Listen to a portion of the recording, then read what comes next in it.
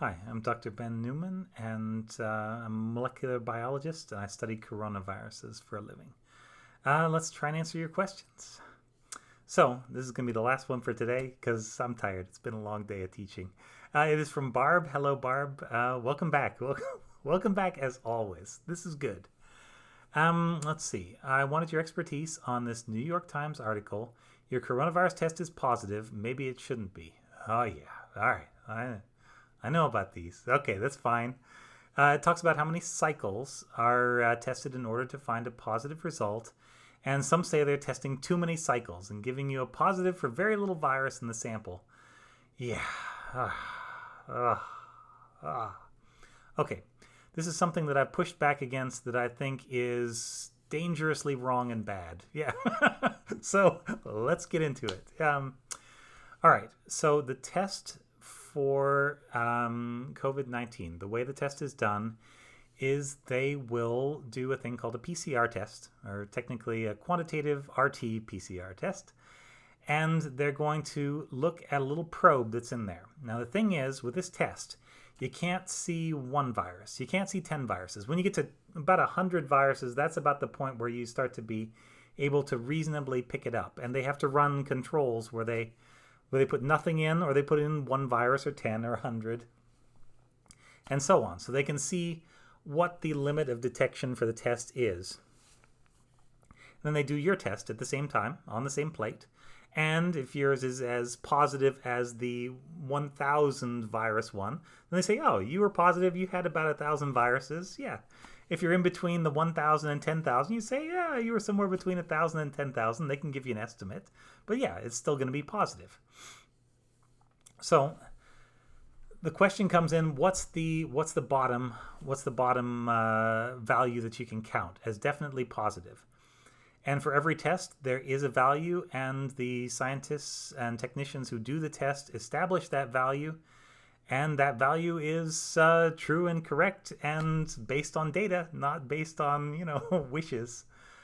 So the thrust here is that there have been a couple of doctors. I think this started in Italy once again. I don't know why maybe I'm associating Italy with nonsense doctors. There have been a couple. This is mostly not the case. Yeah. But there are a couple memorable ones in SARS-CoV-2 so far. Actually, America's had a couple. Boy, we've had a few more. Yeah. So never mind about that part.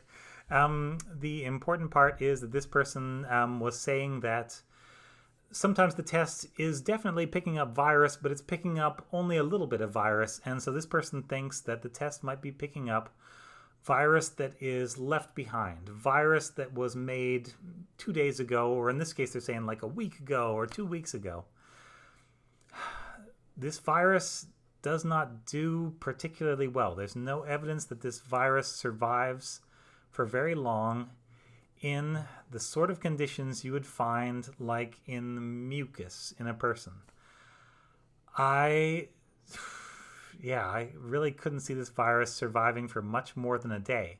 Now, one part of the test that is true is that you can pick up potentially fragments of broken virus, and those could potentially test as positive.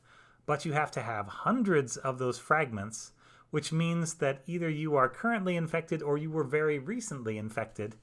And they're saying that basically people are being kept in hospital or in quarantine when they could be out in the world doing other things, that we're being too safe with COVID. And look at the COVID numbers around the world, and look what they keep doing. This. And right now in England, they're going again. As they are in Texas, the nice little hockey stick that we're doing right now. People are not being too careful. If anything, they're being too lenient, and hence this mess keeps going on. If we're being careful, the numbers should continue to go down quite sharply and will eventually reach zero, and then will disappear and we will have no more virus. And so when we get to that point, maybe we can make the argument that we're doing too much, to stop SARS-CoV-2 spread. But we are not there right now. And so what this person is saying is that, so the number of cycles is, what you do in this test is every round you're going to double the amount of virus. So if you start out with, let's say you need to get to 10,000 before you can before you can get a positive result. So let's say you started 1,000. And so no, not positive. You double it 1 round, 2,000, not positive. 4,000, not positive. 8,000, not positive. Next round, 5th round, 16,000. Now it's going to be positive. And so you would say, okay, it took me 5 rounds to get to the point where I could say I am positive. And 5 rounds in one of these tests would definitely be a positive. You would be the world's most positive person. But more normal number of cycles are going to be in the 20s. So people who are pretty sick will have cycle times, number of cycles, like in the low 20s. People who are still pretty sick will have cycle times in the mid to upper 20s. When you get to 30, that's where some people are saying you should just cut it off at 30. Even if the test says you can detect reliably up to like 35 cycles, you should just stop it at 30. Which, I don't know, but I think you risk missing genuine positive cases this way. And that is not a risk that we want to be taking right now. If anything, if we make errors, we want the errors to be false positives where somebody quarantines when they didn't need to, and because that doesn't spread the virus. If we make the error the other way, where we don't say that someone is positive when they do have the virus and do spread the virus, then that leads to more virus spread and more problems for more people. So in the interest of getting rid of the virus, I would say, yeah, even if you got a cycle time that's up around 34, 35, if that test, as validated in that lab by that technician, says that's a good result, then don't second guess them. Don't second guess the person that's doing their job. Yeah, just, sit back in your armchair, watch TV, and tell the quarterback where to throw the ball. That's, second guess that. That's what I would say. Don't armchair quarterback COVID testing or coroner's results or anything else. If there's somebody that's trained long and hard to do a thing and they've done the thing, by all means, examine the data from it.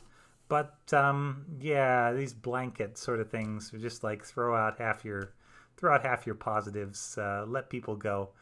That's coming from something that's, I guess it's science, but it's pushing toward politics, and it's definitely feeding into politics. That's what's amplifying some of this stuff.